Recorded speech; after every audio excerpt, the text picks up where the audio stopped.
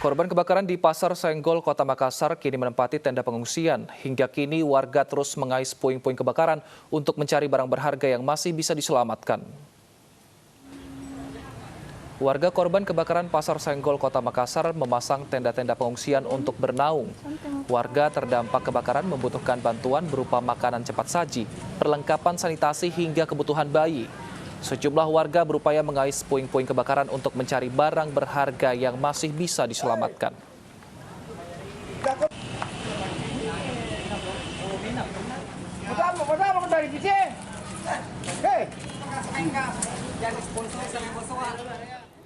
Pemirsa, kebakaran di 2 titik berbeda di Kota Makassar menghanguskan ratusan rumah dan kios. Hingga kini polisi masih menyelidiki penyebab kebakaran yang terjadi di kawasan Pasar Senggol dan Pasar Panampu tersebut.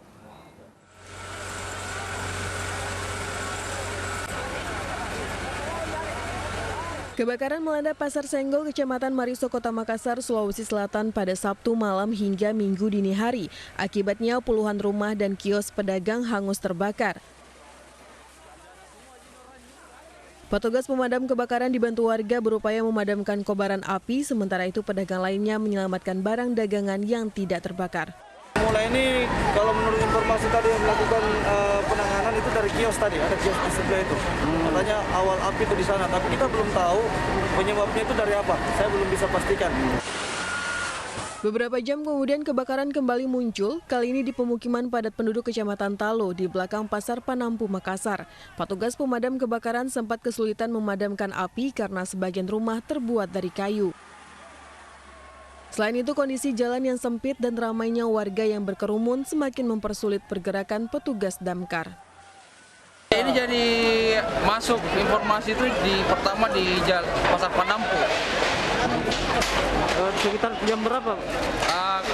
Sekitar jam setengah 6. 6 pagi ya? Iya, setengah 6 pagi. Penyebab kebakaran? Penyebab kebakaran kami belum dapat informasi lebih jelas. Hingga kini polisi masih menyelidiki penyebab kebakaran. Dari Makassar, Muhammad Nur Yulyusvin, iNews melaporkan.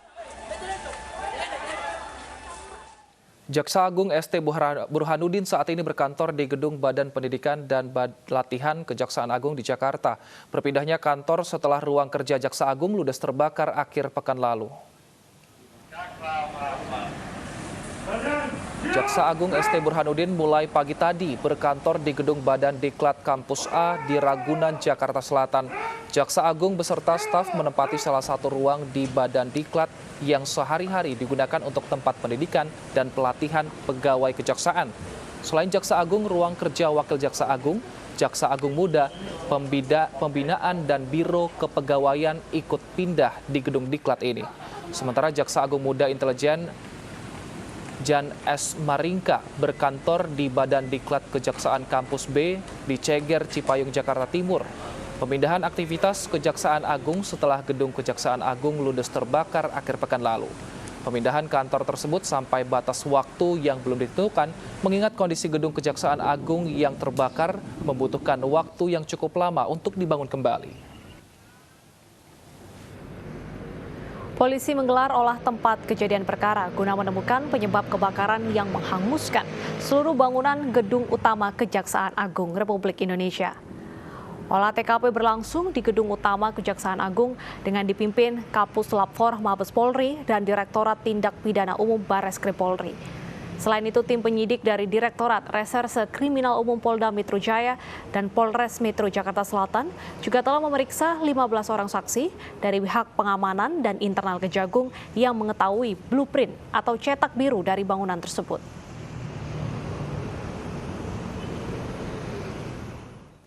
Dan untuk informasi selengkapnya sudah ada rekan Nadia Valeri di Kejaksaan Agung Republik Indonesia dan juga Vena Malinda di Gedung Diklat Kejaksaan Agung Jakarta. Pertama kita ke Nadia Valeri terlebih dahulu.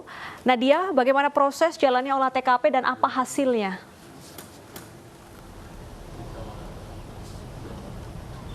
Ya, Bernadetta dan juga Wilson, sekitar pukul 9.30 pagi tadi, tim penyidik gabungan dari Bareskrim Polri, Polda Metro Jaya dan juga Polres Metro Jakarta Selatan sudah memulai rangkaian olah TKP di Gedung Utama Kejaksaan Agung untuk menentukan penyebab pasti dari kebakaran yang telah menghanguskan seluruh bangunan di Gedung Utama Kejaksaan Agung. Berdasarkan pantauan kami di lokasi, Bernadetta, untuk olah TKP hari ini dipimpin langsung oleh Kepala Pusat Laboratorium Forensik Mabes Polri, Brigjen Ahmad Haidar, dan turut didampingi oleh Direktur Tindak Pidana Umum Bareskrim Polri, Brigjen Ferdi Sambo. Kemudian Deta dan juga Wilson, olah TKP juga turut dihadiri oleh perwakilan dari Direktorat Reserse Kriminal Umum Polda Metro Jaya yang diwakili oleh Wakil Direktur AKBP Jen Calvin Simanjuntak, dan dari Polres Metro Jakarta Selatan turut hadir Kasat Reskrim AKBP M. Irwan Susanto. Hingga saat ini Bernadetta memang belum ada perwakilan dari pimpinan yang menyampaikan keterangan langsung dan seluruhnya masih melakukan olah TKP di dalam, di mana awak media tidak diperbolehkan untuk mendekat karena juga sudah dipasangkan garis polisi. Dan juga terkait dengan proses penyelidikan ini, Bernadetta dan juga Wilson selain melakukan olah TKP, pihak penyidik juga sudah melakukan pemeriksaan terhadap 15 orang saksi, baik di Polres Metro Jakarta Selatan dan juga di Polda Metro Jaya, di mana 15 orang saksi ini merupakan pihak pengamanan dalam dan juga internal Kejaksaan Agung yang mengetahui cetak biru ataupun blueprint, dan diharapkan keterangan mereka ini dapat membantu jalannya proses penyelidikan. Selain itu juga setelah selesai dilakukan proses pemadaman pada Minggu kemarin, ini juga tim penyidik sudah mengamankan rekaman closed circuit television ataupun CCTV. Namun hingga saat ini Deta dan juga Wilson memang belum dapat dipastikan apakah rekaman CCTV ini masih berfungsi dengan baik dan juga dapat memperlihatkan gambaran dari kejadian sebelum berlangsungnya peristiwa kebakaran pada Sabtu malam sekitar pukul 19.10 waktu Indonesia Barat. Deta, Wilson.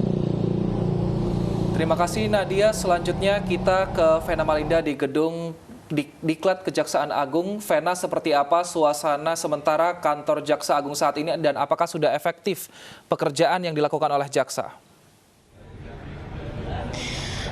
Baik Wilson dan juga Deta, sejak tadi pagi kami tiba di kantor Badan Diklat Kampus A, kawasan Ragunan ini.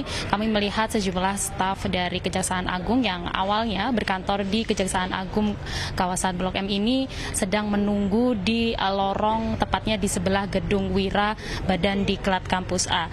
Ini tentunya mereka masih menunggu ruangan mana yang nantinya akan menjadi kantor mereka untuk sementara waktu.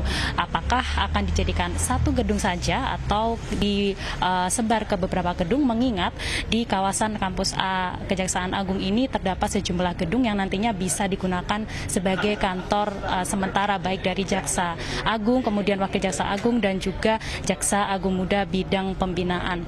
Dan Wilson, tadi kami juga sempat melihat beberapa staf sudah bisa memasuki gedung Wira, dan tentunya ini mereka sudah melakukan aktivitas seperti biasa, dan kami juga melihat tidak ada pengamanan yang begitu ketat. Ini artinya kondisi atau aktivitas yang berada di Kampus A Kejaksaan Agung ini masih dapat dikatakan kondusif dan juga normal, dan tentu saja tetap menerapkan protokol kesehatan. Dan selain itu, Wilson dan juga Deta, nantinya rencananya Jaksa Agung yakni ST Burhanuddin akan memberikan statement atau pernyataan terkait dengan kesiapan ruangan yang akan digunakannya bersama staf lainnya, dan juga seperti apa pengembangan dari kasus terbakarnya gedung Kejaksaan Agung beberapa waktu lalu, serta memberikan penjelasan kembali berkas atau file apa saja yang memang terbukti aman dari akibat kasus kebakaran dari gedung Kejaksaan Agung kemarin. Wilson dan juga Deta. Baik, terima kasih Vena atas informasinya. Sebelumnya ada Nadia Valeri atas informasinya. Terima kasih teman-teman, selamat bertugas kembali. Dan betul sekali memang yang menjadi pertanyaan bagaimana soal berkas ya. Apakah ini banyak sekali berkas yang terbakar dari insiden tersebut? Betul sekali, tentunya diharapkan ini tidak mengganggu kasus hukum yang sedang berlangsung saat ini. Ya. Ya pemirsa, gedung Kejaksaan Agung masuk dalam daftar cagar budaya DKI Jakarta. Nantinya renovasi pasca kebakaran gedung ini harus memperhatikan peraturan daerah DKI Jakarta tentang cagar budaya. Nah, seperti apa sejarah pembangunan gedung utama Kejaksaan Agung yang habis terbakar Sabtu lalu? Kita simak informasi berikut.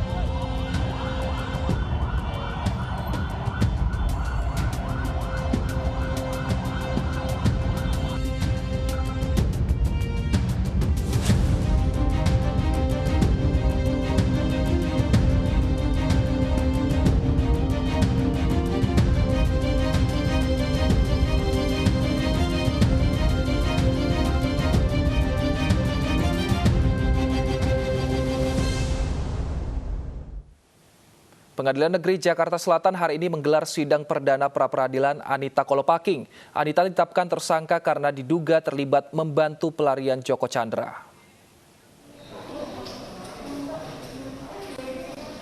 Sidang pra-peradilan Anita Kolopaking dijadwalkan digelar pada pukul 10 pagi.